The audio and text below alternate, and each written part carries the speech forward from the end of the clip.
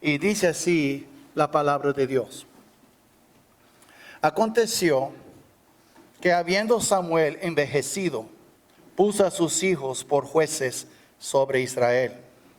Y el nombre de su hijo primogénito fue Joel. Y el nombre del segundo, Abías. Y eran jueces en Beerseba. Pero no anduvieron los hijos por los caminos de su padre, antes se volvieron tras la avaricia, dejándose sobornar y pervirtiendo el derecho. Entonces todos los ancianos de Israel se juntaron y vinieron a Ramá para ver a Samuel. Y le dijeron: he aquí, tú has envejecido y tus hijos no andan en tus caminos. Por tanto, constitúyenos ahora un rey que nos juzgue, como tienen todas las naciones. Pero no agradó a Samuel esta palabra que dijeron: darnos un rey que nos juzgue. Y Samuel oró a Jehová. Y dijo Jehová a Samuel: oye la voz del pueblo en todo lo que te digan, porque no te han desechado a ti, sino a mí han desechado, para que no reine sobre ellos, conforme a todas las obras que han hecho desde el día que los saqué de Egipto hasta hoy, dejándome a mí y sirviendo a dioses ajenos. Así hacen también contigo. Ahora pues, oye su voz, mas protesta solemnemente contra ellos y muéstrales cómo les tratará el rey que reinará sobre ellos. Y refirió Samuel todas las palabras de Jehová al pueblo que le había pedido rey. Dijo pues: así hará el rey que reinará sobre vosotros. Tomará vuestros hijos y los pondrá en sus carros y en su gente de a caballo, para que corran delante de su carro. Y nombrará para sí jefes de miles y jefes de 50. Los pondrá a sí mismo a que aren sus campos y cieguen sus mieses, y a que hagan sus armas de guerra y los pertrechos de sus carros. Tomará también a vuestras hijas que sean perfumadoras, cocineras y amasadoras.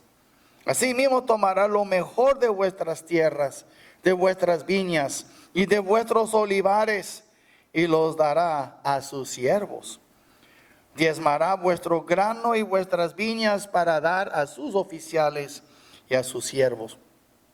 Tomará vuestros siervos y vuestras siervas, vuestros mejores jóvenes y vuestros asnos, y con ellos hará sus obras. Diezmará también vuestros rebaños, y seréis sus siervos. Y clamaréis aquel día a causa de vuestro rey que os habréis elegido, mas Jehová no os responderá en aquel día. Pero el pueblo no quiso oír la voz de Samuel y dijo: no, sino que habrá rey sobre nosotros. Y nosotros seremos también como todas las naciones, y nuestro rey nos gobernará, y saldrá delante de nosotros, y hará nuestras guerras. Y oyó Samuel todas las palabras del pueblo, y las refirió en oídos de Jehová. Y Jehová dijo a Samuel: oye su voz, y pon rey sobre ellos. Entonces dijo Samuel a los varones de Israel: idos cada uno a vuestra ciudad. Amén. Pueden tomar sus lugares. La pregunta hoy es: ¿quién reina de verdad en nuestras vidas?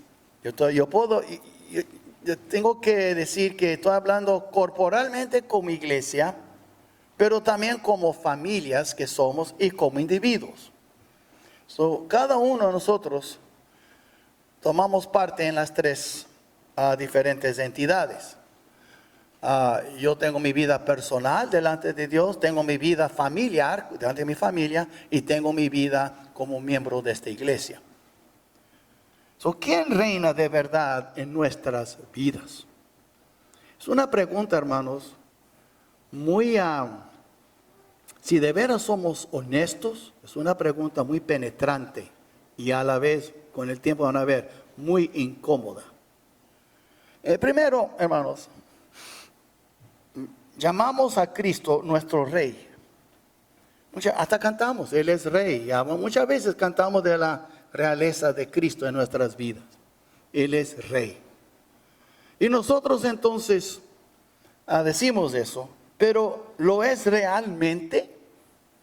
Él mismo dijo, ¿por qué me llamáis Señor, Señor, y no hacéis lo que yo digo? Eso él dijo a sus discípulos en Lucas 6:46. Esa pregunta sigue resonando hoy como un eco. En vez de Señor podemos decir Rey, es la misma cosa. Él es tu Rey, Él es tu Señor. Él es Rey de reyes, Señor de señores. Un rey gobierna, un señor gobierna, el hecho es la misma cosa. Entonces él dijo, ¿por qué me llaman Señor, Señor? Y no hacéis lo que yo digo. Porque muchas veces nosotros tomamos las palabras de Cristo y de la Biblia como sugerencias u opciones y no mandatos bíblicos que son. Entonces también, entonces me pregunta, ¿es Cristo rey en nuestras vidas? ¿De veras Él es rey en tu vida y en mi vida? ¿En la vida de esta iglesia? ¿En la vida de tu familia? ¿O es su reino, podemos decir, es su reino en nuestra vida una simple fachada? Es una fachada, cuando en realidad nosotros somos los que reinamos. Piénsalo. ¿Es el reino de Cristo en mi vida una fachada? ¿Y yo de veras estoy reinando? ¿O de veras Él es Señor de mi vida? Él es Rey de mi vida. Es fácil cantarlo, otra cosa vivirlo. Y de eso se trata aquí, en ese capítulo 8. El pueblo estaba pidiendo un rey porque no querían que Jehová fuera su rey, lo desecharon a Él. Y entonces vemos aquí, entonces primero, la ocasión que ellos aprovecharon de esa oportunidad. Y aquí vamos a ver que Samuel era el culpable. Aunque Samuel era un hombre piadoso y venerado por su pueblo, eso sabemos.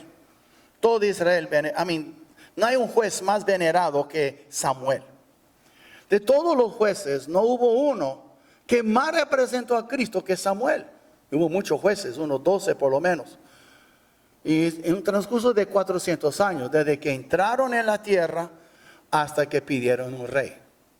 Entonces estamos viendo aquí Samuel, ya se envejeció, pero era un hombre muy venerado. Y un hombre piadoso, obviamente. Dios le hablaba directamente. Pero aún así, él tenía sus defectos. No era un hombre perfecto.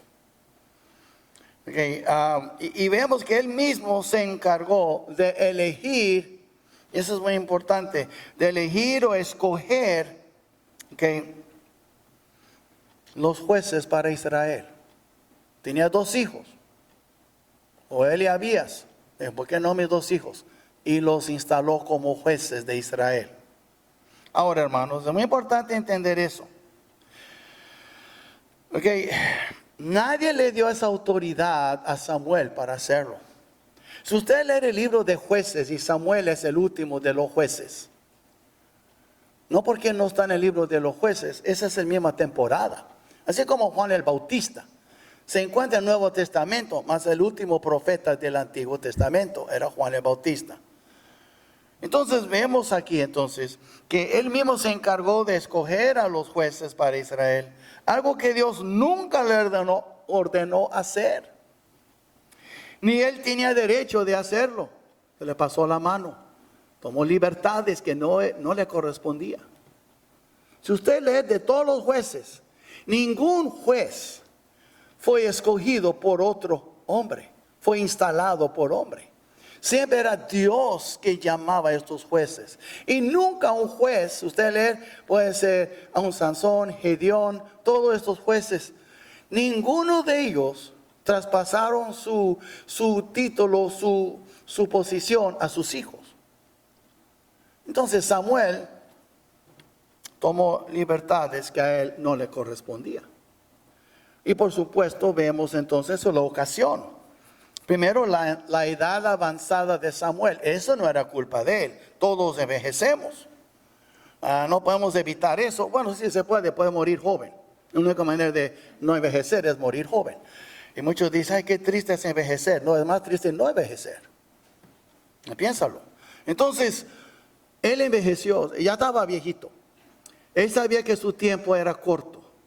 Entonces, eso no es culpa de nadie. Todos envejecen y no podemos parar eso. ¿Ok? Entonces, ahí no es culpa de él. Pero donde entró la culpa de él es el nombramiento de sus hijos como jueces. Si usted mira aquí versículo 2. Y el nombre, dice 1 y 2 juntos. Aconteció que habiendo Samuel envejecido, puso a sus hijos por jueces sobre Israel. Y el nombre de su hijo primogénito fue Joel, y el nombre del segundo, Abías, y eran jueces en Berseba. Estaba juzgando desde ahí. Primeramente, él no tenía derecho de hacerlo. Él no buscó el rostro del Señor. Y hermanos, aún grandes hombres en la fe fallan de vez en cuando. Y veamos entonces también algo más. Eso fue el nombramiento de sus hijos, que él no tiene derecho de hacerlo, la autoridad para hacerlo. Pero ahora el mal comportamiento de sus hijos. Usted mira aquí en capítulo 8, versículo 3, pero no anduvieron los hijos por los caminos de su padre. Antes se volvieron tras la avaricia, eran ávaros. Dejándose sobornar, ¿sabe qué es verdad? La palabra mexicana, mordida. Y pervirtiendo el derecho. El que traía más dinero, el que ganaba en la corte. Ahora Samuel creció bajo la sombra de los dos hijos de Elí. Si usted recuerda, Elí tenía hijos perversos, eran peores, tanto que el Señor le quitó la vida de ellos dos al mismo día. Ana llevó a su bebé, su niño, ya de 3, 4 años, a Elí, y Elí lo crió. Samuel sabía cómo Elí falló como padre. Samuel sirvió al Señor fielmente, pero falló con sus hijos.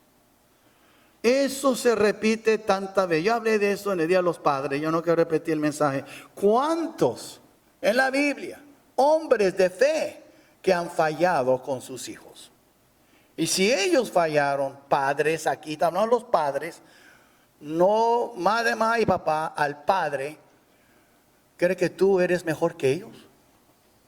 Por eso tenemos que cuidar mucho en nuestra crianza de nuestros hijos.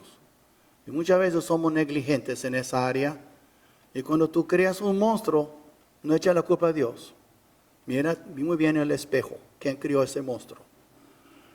Y vemos entonces aquí que Samuel también falló en esa área. Aunque es un gran hombre de Dios, no ha habido nadie como Samuel entre los jueces. Se me desvié y no le dije, pero nadie pudo ser en toda la Biblia un rey, un sacerdote y un profeta. Eran 3 posiciones diferentes. Había sacerdotes que eran profetas como Jeremías, Ezequiel. Había reyes que profetizaban como David, pero él no era sacerdote. Un rey que era bueno, Urías, quedó con lepra porque él se metió en el templo y quiso hacer el trabajo de un sacerdote y murió con lepra. Entonces vemos aquí, solo Cristo Jesús es rey, profeta y sacerdote. No hay nadie más. Pero Samuel era casi, porque él era sacerdote, él era profeta, pero no era rey, él gobernaba como juez. De los 3 vamos a decir era 2 y medio. Pero nadie tenía las 3 posiciones. Samuel es el más cerca de todos en toda la Biblia. Él representaba mucho al Señor Jesucristo. Y aún así, falló con sus hijos. Recibían sobornos o mordidas. Pervirtieron la justicia. Y el pueblo se dio cuenta. Esa es la ocasión, ¿verdad? Aparte que por 400 años siempre o los amonitas, los moabitas o los filisteos, siempre alguien dándoles problemas a los israelitas, porque Dios usaba a esta gente para disciplinarlos. A veces quedaban 12, a veces 20, a veces, en ese caso 40 años bajo la mano de los filisteos. Y Dios enviaba siempre a un juez para librarlos. Creo que los más famosos son Gedeón, por ejemplo, otro es Débora y otro era Sansón. Pero el hecho es, hermanos, el hecho es que el pueblo ya no quería ser gobernados por Dios, quería un hombre. ¿Y quién tenía la culpa? Fue Samuel, que encendió este fuego con su nombramiento de sus hijos. En vez de buscar el rostro del Señor, ¿quién debe de ser el próximo juez? Confiar en el Señor. Él se adelantó. Y podemos aprender mucho de eso. Eso era un sermón en sí mismo, adelantarnos delante de Dios y no esperar en Dios. Pero Samuel, eso no quita el hecho que era un gran hombre de Dios y Dios lo usó. No quiere decir porque tenemos fallas, Dios no nos puede usar. Si no, Dios no usaría a nadie. Todos tenemos fallas. Y vemos entonces aquí la edad avanzada, el nombramiento de sus hijos y el mal comportamiento de sus hijos. Ahora el pueblo pide un rey. Y ahí de versículos 4 y 5. Es lo que dice. Entonces todos los ancianos de Israel, porque todas las tribus fueron representadas. No fue todo el pueblo a un lugar, pero fueron todos sus representantes, los mayores, los líderes de las diferentes tribus, familias. Entonces dice, entonces todos los ancianos de Israel se juntaron y vinieron a Ramá para ver a Samuel. Yo creo que cuando Samuel vio todo esto, ¿qué está pasando aquí? ¿Verdad? Yo no creo que es un banquete de aprecio, yo creo que viene con una queja. Y si él pensó así, él tenía razón. Y le dijeron, he aquí, tú has envejecido. Eso sí, no puedo negar eso. Y tus hijos no andan en tus caminos. Obviamente se dieron cuenta. Recibían mordidas, no eran buenos jueces. Eran muy dados a la avaricia. He aquí, tú has envejecido, tus hijos no andan en tus caminos. Por tanto, ahora mire, constitúyenos ahora un rey que nos juzgue. Ya no quería un juez, quería un rey. ¿Sabe por qué no había reyes hasta ese punto? Porque Jehová, Dios, era su rey. Entonces dice aquí, como tienen todas las naciones. Bueno, el primero, hermanos, vemos aquí que el pueblo quería un rey y se aprovechó de la situación, la ocasión. Aunque yo creo él no hubiera nombrado, hubiera buscado otro pretexto, pero es una buena lección aquí para nosotros. No anda dando lugar al diablo, no echa gasolina al fuego para que otro habla mal de ti, justificándose a ellos por sus pecados. Que tú no seas ese objeto de pretexto. En ese caso, Samuel fue el objeto, la razón por la cual supuestamente pidió, él era la razón. No es verdad. Ya estaba en el corazón de ellos. Pero aprovecharon de la oportunidad. Entonces vemos aquí, utilizaron la edad de Samuel y sus dos hijos inmorales como excusa para pedir un rey.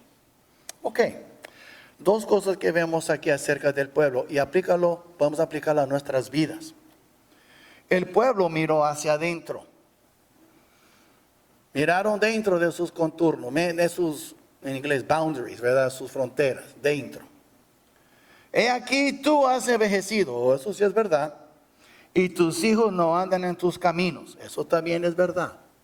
Pero no porque es la verdad, en una buena justificación. Pero miraron hacia adentro. Recuerdo cuando Moisés también, yo soy un hombre torpe de hablar, y Moisés buscaba pretextos, está mirando hacia adentro. ¿Y cuántos de nosotros tal vez podemos hacer mucho más de lo que estamos haciendo, pero estamos mirando a nuestras debilidades? O mi familia, o yo no puedo. Eso es lo que hicieron ellos. Miraron hacia adentro. Tú eres viejo, tus hijos no andan en tus caminos. Eso tiene que ver con el pueblo de Dios. Nada que ver con lo de afuera. Y después el pueblo miró hacia afuera. Constituyenos ahora un rey que nos juzgue como tiene todas las naciones, como los demás. Ahora miraron hacia afuera. Y nosotros muchas veces en nuestra vida personales, a veces sin darnos cuenta o a veces muy conscientemente, seguimos a otros. En vez de imitar a los que imitan a Cristo, en vez de imitar a Cristo, imitamos a otros hombres y mujeres que no tienen a Cristo. Porque sus vidas se ven supuestamente más cómodas que las nuestras. Déjenme decirles algo, hermanos. Si usted cree que los mundanos tienen una vida más cómoda que la tuya, muchas veces usted tendrá razón. Sí. Pero, hermanos, no estamos aquí para vivir como los del mundo. Estamos aquí para brillar nuestra luz. Si Dios te quiere dar algo bueno, gloria a Dios. Si no, mire, hermanos, no andamos fijando a lo que tienen los demás. Yo quiero ser como ellos. Pon tu mirada en Cristo. Él te va a guiar y vas a ver que lo poco que tú tienes con Cristo es mucho mejor que lo mucho que ellos tienen sin Cristo. ¿Entiende? Entonces el pueblo miró hacia afuera. En otra palabra, queremos ser como... Ya estaban adorando a los dioses de ellos. Ya tenía ídolos entre ellos. Vamos a ver más adelante. Pero ellos querían ser como los demás. Tal vez se sintieron raros. Vemos entonces ahora qué pasó por la mente de Samuel. Samuel él sería un hombre ya envejecido, pero tenía buena memoria. Él se acordó lo que pasó con los hijos de Elí y con Elí. Todos murieron el mismo día. Él sabía, Dios le había hablado, él sabía con quién estaba tratando. Entonces Samuel recordó lo que había sucedido y él también recordó cómo el Señor había liberado a Israel de los filisteos, tronando desde el cielo, aterrorizándolos. Usted mira conmigo capítulo 7, un capítulo antes, aquí. No muchos años antes, tal vez 10, 20 años antes, no es mucho. Muchos se acordaron y Samuel tenía buena memoria. ¿Y qué pasó? Mire el versículo 9. Y Samuel tomó un cordero de la leche y lo sacrificó entero en holocausto a Jehová. Y clamó Samuel a Jehová por Israel. Y Jehová le oyó. Y aconteció que mientras Samuel sacrificaba el holocausto, los filisteos llegaron para pelear con los hijos de Israel. Mas Jehová tronó aquel día con gran estruendo sobre los filisteos y los atemorizó y fueron vencidos delante de Israel. Después de 40 años. Y ellos no podían, venía el ejército, era como Faraón, venía Faraón y no sabía qué hacer. Ahora vienen los filisteos, ¿qué van a hacer? Él oró, sacrificó y Dios desde el cielo tronó. Y imagina usted. Entonces Samuel sabía y ellos también recordaron y preferían un rey humano que el rey del cielo. Pues para mí qué locura, después que yo soy testigo de todo lo que pasó, ¿cómo voy a pedir yo un rey humano a luz de un rey tan grande como mi Señor? Es lo que hicieron. Entonces Samuel se acordó, ¿será que les quitará la vida? ¿Será que va a tronar del cielo y a matar a todo Israel? ¿Qué va a pasar? Él tenía miedo. Yo creo que él comenzó con un espíritu de intercesión hablando a Dios por el pueblo. Y por eso usted puede ver aquí en versículo 6, 8:6. Pero no agradó a Samuel esta palabra que dijeron, danos un rey que nos juzgue. ¿Qué hizo? Primero que él hizo, en vez de enojarse con ellos, y Samuel oró a Jehová. Como digo, aunque falló como padre, no falló como siervo de Dios en ese sentido. En vez de regañarles, ¿cómo se les ocurre? Y bla, bla, bla, y predicarle un sermón, él nada más oró a Jehová. Muy como Moisés hacía eso muchas veces, cuando el pueblo se enojaba. Y él estaba pensando, mi pueblo está tan necio, este pueblo está loco, ¿no se les ocurre lo que Dios puede hacer con ellos? Eso es lo que pasa, hermano, muchas veces cuando dejamos la terquedad, la obstinación toma control en nuestras vidas. Entonces vemos aquí también que él también, es muy posible que Samuel tuviera mucho miedo por Israel. Samuel nunca, ahora él oró, pero nunca anticipó, nunca esperó lo que vendría después. Porque en versículo 7 dijo Dios, oye la voz del pueblo en todo lo que te digan. ¿What? ¿Qué? Él está orando por el bienestar de ellos. Pero, oh Señor, ten misericordia, no los mate. Haz lo que ellos quieren. Eso como en béisbol, el Señor le tiró una curva a Samuel. Samuel no esperaba eso. Y francamente, hermanos, si usted fuera Samuel, usted tampoco esperaría eso. Porque ellos de veras le hicieron enojar al Señor. Y vemos entonces aquí que la intercesión de Samuel resultó como. O mira aquí, versículo 7. Y dijo Samuel a Samuel, y dijo Jehová a Samuel, oye la voz del pueblo de todo lo que te digan, porque no te han desechado a ti. Y no lo toma personal, Samuel, sino a mí me han desechado, para que no reine sobre ellos. Aquí hay una gran lección para nosotros. No quiero brincar a la conclusión, pero es muy importante eso. Cuando tú rechazas al Señor, a su reino sobre tu vida, su autoridad, y tú quieres ser el rey de tu vida, estás desechando al Señor. Estás insultándole. Estás haciendo lo que no es, ¿cómo digo la palabra?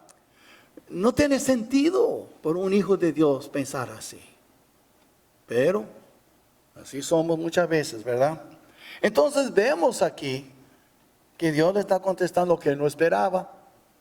Y dice en versículo 8, conforme a todas las obras que han hecho desde el día que los saqué de Egipto hasta hoy. Ahora mire, dejándome a mí y sirviendo a dioses ajenos. Así hacen también contigo. En otras palabras, todo ese tiempo que Samuel estaba guiando, y todo ese tiempo desde que salieron de Egipto, 400 años, entre el día de los jueces y el tiempo de Samuel, unos 400 más o menos, puede ser 380, más o menos 400, 4 siglos.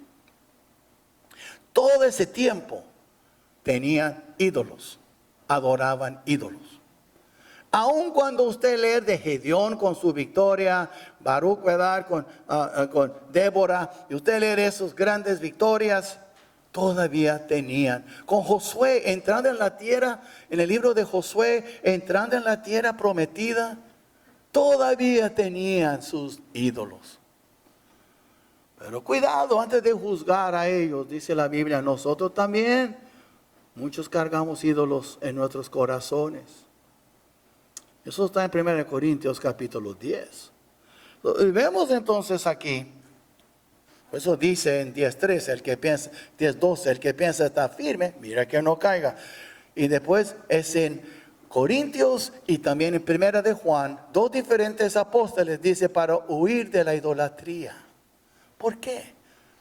Porque aún como hijos de Dios hemos salido de Egipto, del mundo, por medio de, no el mar rojo, pero la cruz roja, que es la sangre de Cristo en esa cruz. Por medio de esa cruz salimos del mundo y estamos en Cristo y todavía cargamos nuestro bagaje, nuestro equipaje con ídolos en nuestras vidas.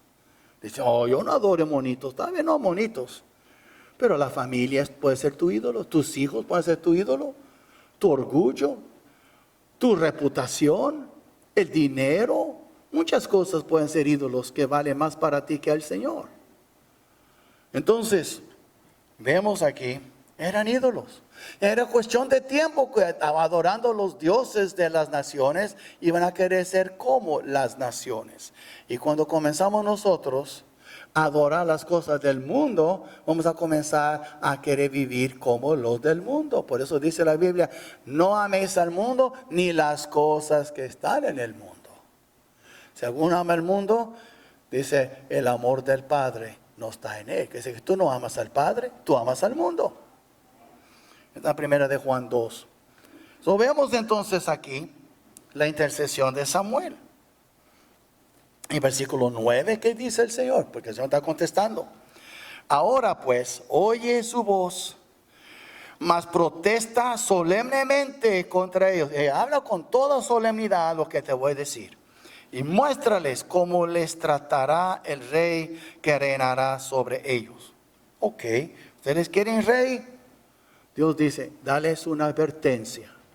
Adviértelos. Antes que tengan su rey, ¿qué pueden esperar de su rey? Bueno, entonces en el versículo 10 al 18,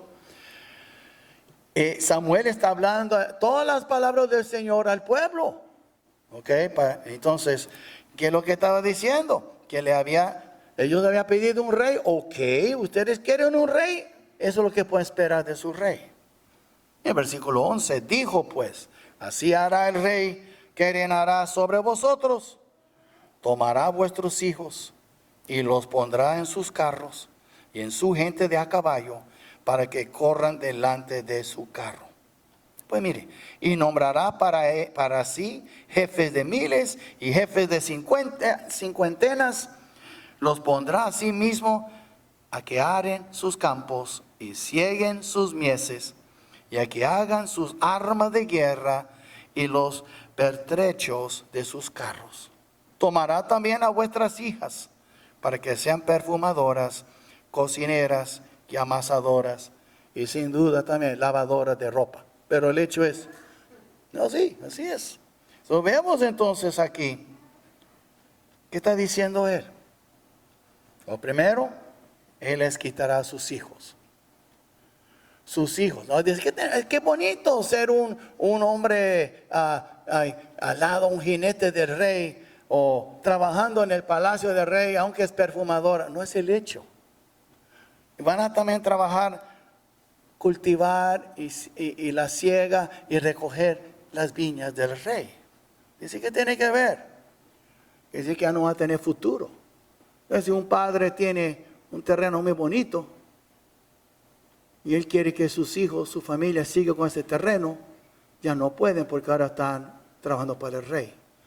Quiere decir que no es que son esclavos, pero ya no tienen el mismo futuro que hubieran tenido. Ya no pueden tener aspiración, ya no pueden planear. El rey lo va a tomar a fuerzas. No digamos que usted quisiera que su hijo siguiera con su negocio. Tiene que trabajar para el rey. Busca a alguien más para tu negocio. Es lo que estamos diciendo. Iban a perder el futuro de sus hijos. Podrían hacer algo con sus vidas. Usted lee de Booz, que era rico, y Ruth, era el tiempo de los jueces. Usted ve hasta el padre de Saúl, en capítulo 9, Cis, el padre de Saúl era un hombre con mucho dinero, tenía mucho terreno. Y usted puede ver aquí, en capítulo 9, versículo 1, había un varón de Benjamín, hombre valeroso, que es decir, valía mucho dinero. Era rico.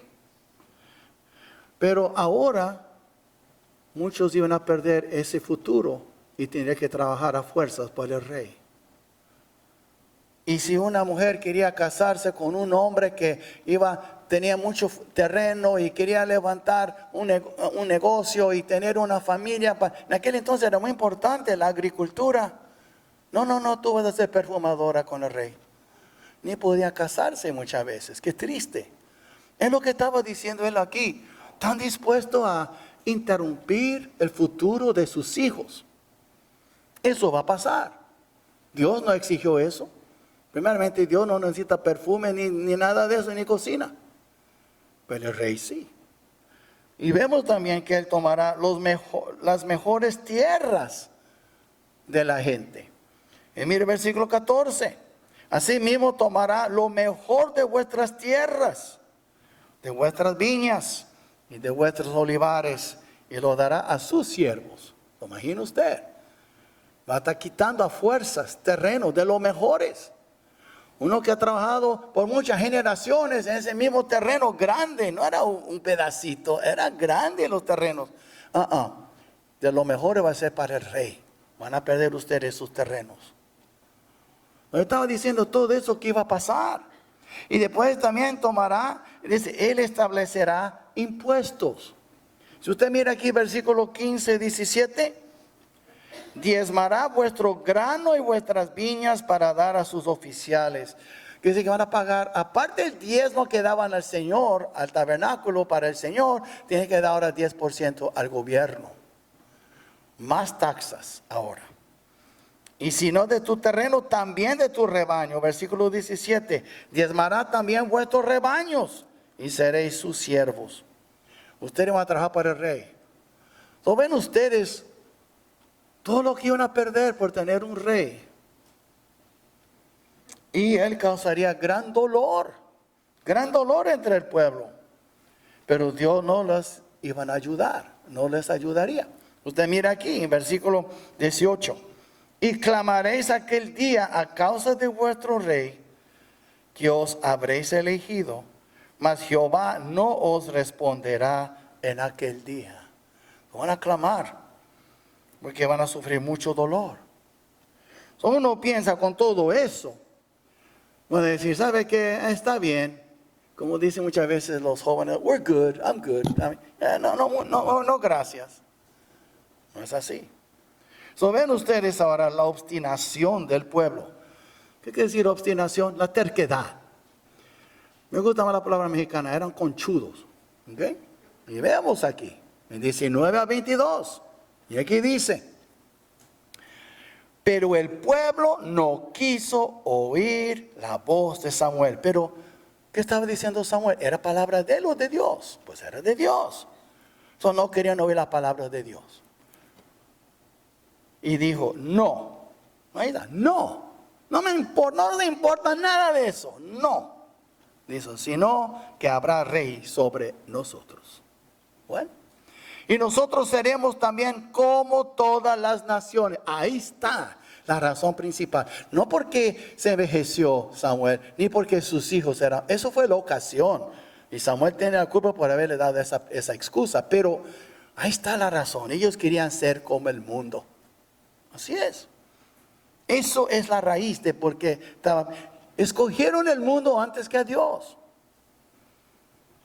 Y nosotros seremos también como todas las naciones, y nuestro rey nos gobernará y saldrá delante de nosotros y hará nuestras guerras. ¡Qué ridículo! Dios acabó de pelear por ellos con truenos del cielo y los venció después de 40 años. Estaba bajo el yugo opresor de los filisteos. Pero como quiera, no, queremos un rey. Versículo 21. Y oyó Samuel todas las palabras del pueblo y le refirió en oídos de Jehová. Él era como el moderador, ¿verdad? Y Jehová dijo a Samuel, oye su voz y pon rey sobre ellos. Wow, qué triste. Entonces dijo Samuel a los varones de Israel, idos cada uno a vuestra ciudad. En otras palabras, cuando yo tengo palabra de Dios, yo les diré, váyanse. Bueno, estamos contentos, ok. Pero más adelante, hermano, usted mira el capítulo 12, cuando ya tenía su rey, que era Saúl, ¿verdad? Entonces, dice aquí, y si usted mira, ellos tenían dioses aquí. Si usted mira al Señor, entonces, mira lo que dijo en versículo 6, 12:6. Entonces Samuel dijo al pueblo que designó a Moisés. Samuel dijo al pueblo, Jehová que designó a Moisés y a Aarón y sacó a vuestros padres de la tierra de Egipto es testigo. Ahora pues, aguardad y contenderé con vosotros delante de Jehová acerca de todos los hechos de salvación que yo he hecho con vosotros y con vuestros padres. Dios ha sido tan bueno con ustedes. Cuando entonces habla de Jacob y todo, y en versículo 9, y olvidaron a Jehová su Dios, y él los vendió en manos de Sísara, jefe del ejército y está repasando la historia. Vemos aquí entonces en versículo 16. Esperad aún ahora y mirad esta gran cosa que Jehová hará delante de vuestros ojos. ¿Qué pasó? Pues ellos eran rebeldes, porque no quieren oír la voz del Señor. ¿Sí? Versículo 15. Mas si no oyereis la voz de Jehová, y si fuere rebeldes a las palabras de Jehová, la mano de Jehová estará contra vosotros, como estuvo contra vuestros padres. So él dijo, para que vean lo que hicieron. Esperad a una hora y mirad cuán gran cosa que Jehová hará delante de vuestros ojos. ¿No es ahora la siega del trigo? Yo clamaré a Jehová y él dará truenos y lluvias, para que conozcáis y veáis que es grande vuestra maldad que habéis hecho ante los ojos de Jehová, pidiendo para vosotros rey. Dios no estaba contento, les dio lo que querían, mas él no estaba de acuerdo. Y dice aquí, versículo 18. Y Samuel clamó a Jehová, y Jehová dio truenos y lluvias en aquel día, y todo el pueblo tuvo gran temor de Jehová y de Samuel. Entonces dijo todo el pueblo a Samuel, ruega por tus siervos a Jehová tu Dios, para que no muramos, porque a todos nuestros pecados hemos añadido este mal de pedir rey para nosotros. Pues no se dieron cuenta. El Señor estaba enojado con ellos, pero no les quitó la vida, les asustó, mostrándoles que si yo hubiera querido, lo hubiera matado ese día. Pero ustedes tienen rey por tu terquedad y por mi compasión, misericordia. Vemos entonces todo eso. Al pueblo no le importó, insistió en tener un rey que les gobernara. Ahora, ¿qué es la conclusión de todo eso? Estoy repasando un poco de la historia, ¿verdad? Eso es la historia, algo histórico. Tengo 4 puntos aquí. Primero, debemos tener cuidado de no dar a los demás una excusa para pecar. Que tu vida y tus decisiones no sea un tropiezo, una piedra de tropiezo para otros. En otras palabras, ustedes deben de entender, ¿ok? Y nosotros todos, que nuestro estilo de vida, la manera que vivimos, otros están mirando. ¿Y qué va a pasar? Voy a dar un ejemplo. Recuerda cuando Pedro anduvo con los recién convertidos que eran gentiles. Y él andaba bien con ellos, y hasta comía jamón con ellos y todo. Vinieron unos cristianos de Jerusalén, judaizantes, que eran legalistas. ¿Y sabe qué hizo Pedro? Se apartó de los gentiles cristianos, sus hermanos en Cristo. Y después, ¿qué pasó? Los demás estaban siguiendo su ejemplo. Ahí está en Gálatas. Y Pablo tuvo que confrontar a Pedro delante de todos, públicamente, cara a cara, que él estaba siendo hipócrita. Y su estilo de vivir estaba afectando a otros. No ven ustedes, eso es muy importante entender. Cuidado como tú vives, porque otros te mirarán y dirán, bueno, si hermana tal puede hacer eso, si hermano tal, pues yo también. Y ahí comienza la caída de muchos, incluso en la familia. Cuidado. Y vemos también, debemos tener mucho cuidado de no sobrepasar los límites que Dios nos ha asignado. Le voy a dar un ejemplo. A nivel de iglesia. Es muy común entre algunas denominaciones que cuando el pastor está pastoreando y la iglesia está levantando, a veces compran edificios y ahora tiene cosas que valen dinero. Qué cosa que cuando ya el pastor se envejece, se lo traspasa a sus hijos. Su hijo ahora es el pastor. Y después del hijo es el nieto. Como que fuera un negocio que se está pasando a los hijos. Yo tengo nada en contra de traspasar sus negocios a sus hijos. Pero la iglesia del Señor, ¿ok? Así como Samuel no esperó y nombró a sus hijos, hay muchos pastores que no esperan y nombran a sus hijos para seguir pastoreando a la iglesia. Yo tengo 2 que pueden pastorear esta iglesia después de mi salida. Yo nunca pensé que voy a tratar de convencerles y ustedes que no. Dios tiene su pastor para esta iglesia después de su servidor. Él tiene otro pastor. Yo no tengo que estar buscando mis hijos. Mi Dios es grande.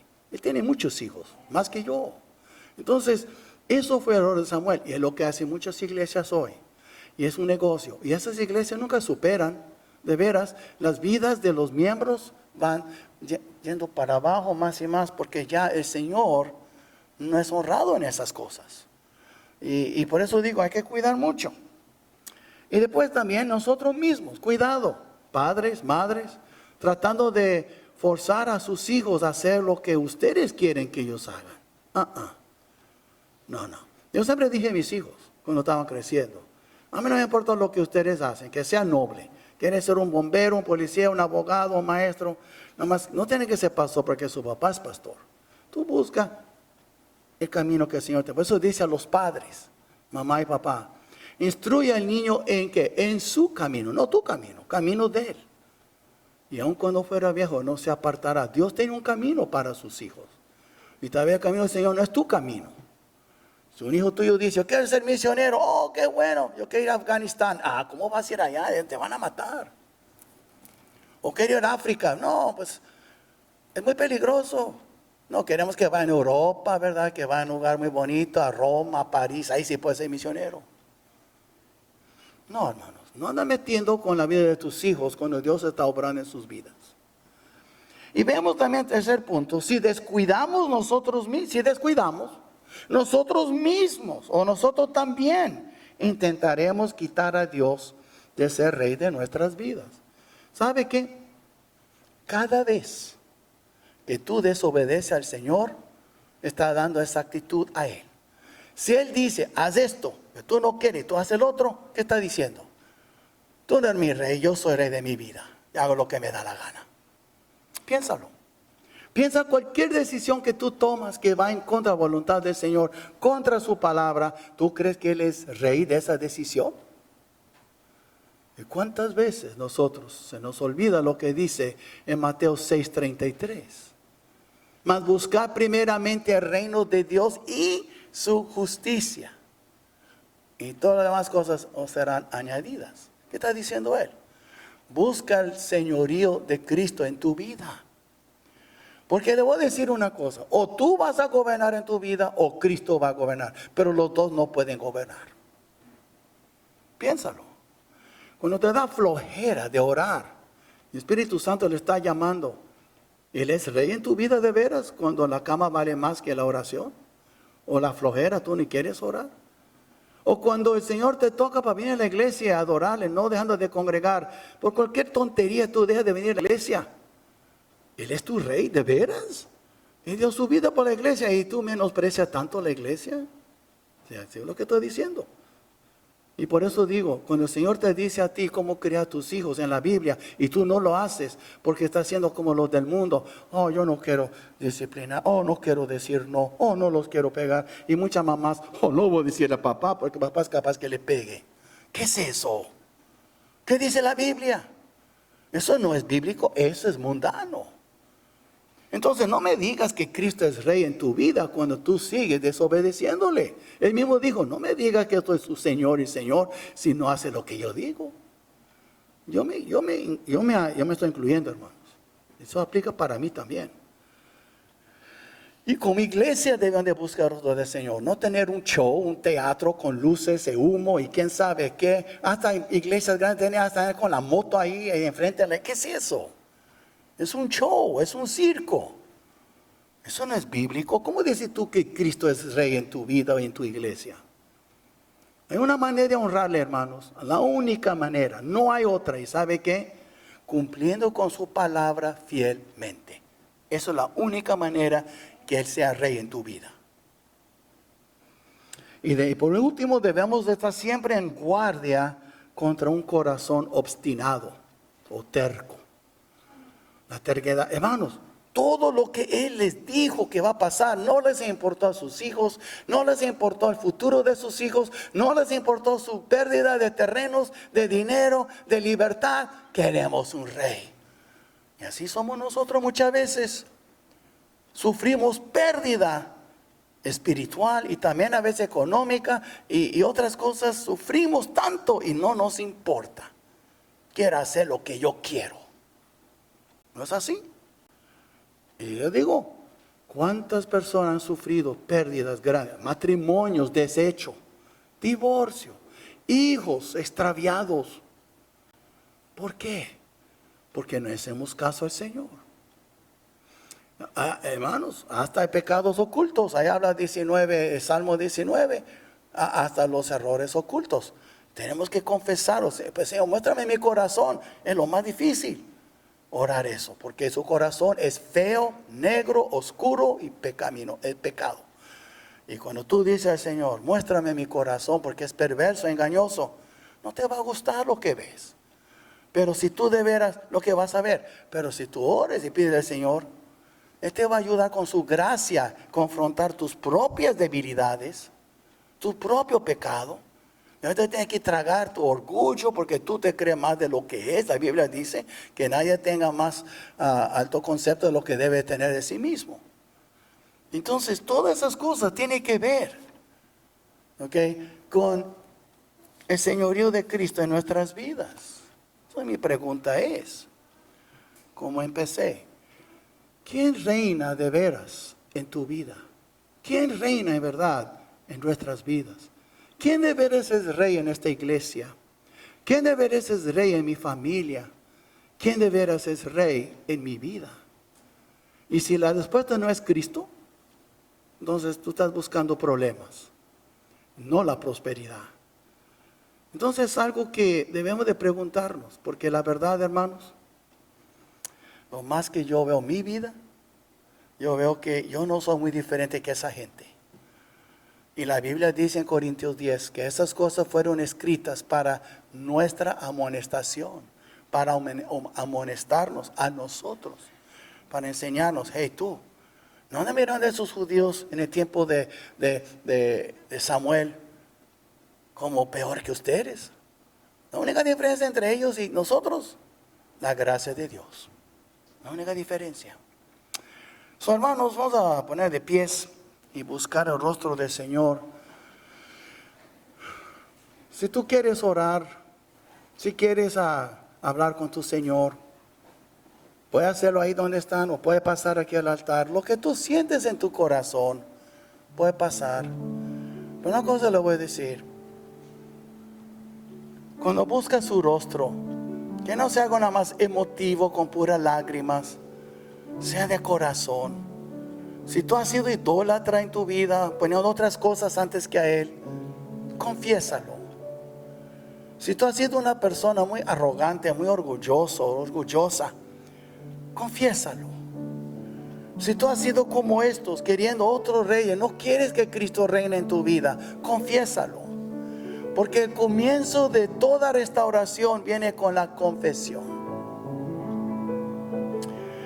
A mí si nadie pasa, es ok. ¿Cómo quería orar? Yo no estoy esperando que pasen. Si tú quieres pasar, puede pasar. Yo no quiero poner presión a nadie, pero tampoco quiero quitar la oportunidad a otros si quieren orar. Porque yo quiero orar por ustedes. Voy a orar primero por los que pasan. Después vamos a orar por el resto. Pero tú conoces tu corazón. Tú sabes cómo andas. Nadie tiene que decirte. Si tú eres un hijo de Dios, el Espíritu Santo no es mudo. Él habla. Él nos hace ver. ¿Ok? Y si alguien aquí no conoce a Cristo, puede pasar con nuestro hermano que está aquí enfrente, Abraham. Él te lleva a un lugar para orar contigo, para recibir a Cristo. Pero yo quiero orar. Vamos a orar. Padre nuestro, gracias por tu palabra. Gracias, Señor, porque ha sido muy clara. Somos rebeldes, somos tercos. Hay mucha obstinación en nosotros. Comenzando conmigo, Señor, yo sé que te ha fallado muchas veces. Y yo sé, Señor, que tú has tenido paciencia conmigo muchas veces. Y siento, Señor, que no estoy solo. Hay muchos aquí que batallan con sus ídolos, con sus pecados, con sus pecados, malestares y quién sabe qué, Señor. Tú sabes, tú conoces cada corazón aquí. Pero, Señor, queremos que tú de veras seas rey en esta iglesia. Que tú seas rey en nuestras familias, Y más que todo que seas rey en cada individuo aquí, Señor. Si tú no eres rey, entonces nosotros somos rey y vamos a fallar. Señor, tú eres el único que mereces y debes de sentar en el trono de nuestras vidas. No queremos otro rey. No queremos ser como los del mundo. Queremos ser como tú quieres que seamos. Y perdónanos, Señor. Los que están aquí enfrente, tú conoces cada corazón, Señor. Tú sabes por qué él o ella ha pasado. Y tú sabes, Señor, que no son exentos. Ellos batallan con eso también. Bendícelos. Y que ellos también pueden salir de este lugar resueltos que tú serás el rey en sus vidas. Y también los que estamos aquí todos queremos salir de este lugar resueltos. Jesucristo, tú eres mi rey. Y aun cuando tropezamos y caímos y fallamos, yo sé que tú nos vuelves a levantar, porque tú siempre nos sostienes con la diestra de tu justicia. Ayúdanos. Y gracias por tu perdón, gracias por tu misericordia, tu paciencia, tu compasión. Gracias, Señor. Pero ayúdanos. Queremos vivir siempre sujetados, sometidos a ti. Ayúdanos, Padre. Algunos somos más duros que otros, pero ayúdanos. Darnos, Señor, más de tu gracia para poder vencer lo malo en nosotros. Todo esto te lo pedimos, Señor, en el precioso nombre de tu Hijo, Cristo Jesús. Amén. Amén. Que Dios les bendiga, hermano.